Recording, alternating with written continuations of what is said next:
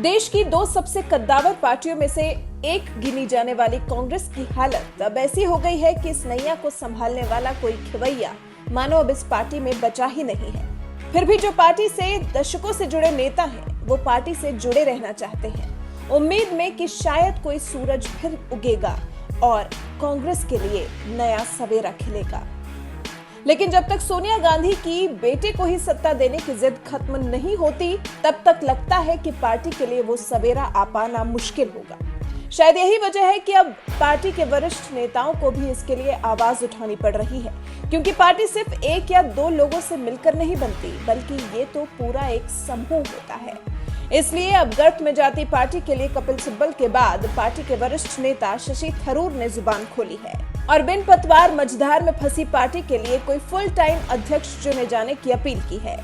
शशि थरूर का मानना है कि कांग्रेस को अपनी छवि बचाने के लिए पूर्णकालिक अध्यक्ष चुनना ही होगा।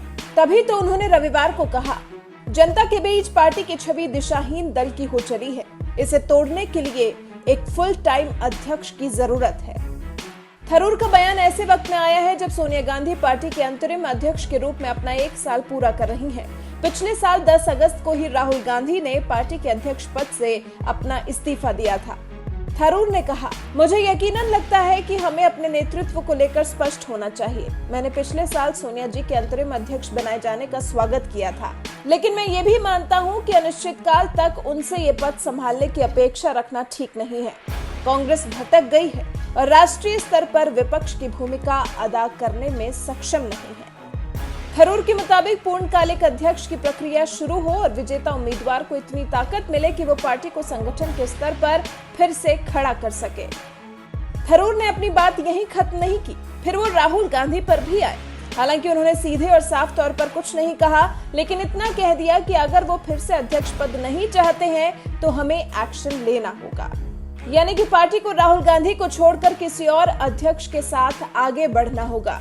थरूर ने तो कहा कि अगर राहुल गांधी फिर से कमान संभालने को तैयार हैं, तो उन्हें बस अपना इस्तीफा वापस लेना है, क्योंकि वैसे भी उन्हें तो 2022 तक के लिए अध्यक्ष पद के लिए चुना गया था। लेकिन अगर वो ऐसा नहीं चाहते हैं तो फिर पार्टी को आगे बढ़ना होगा।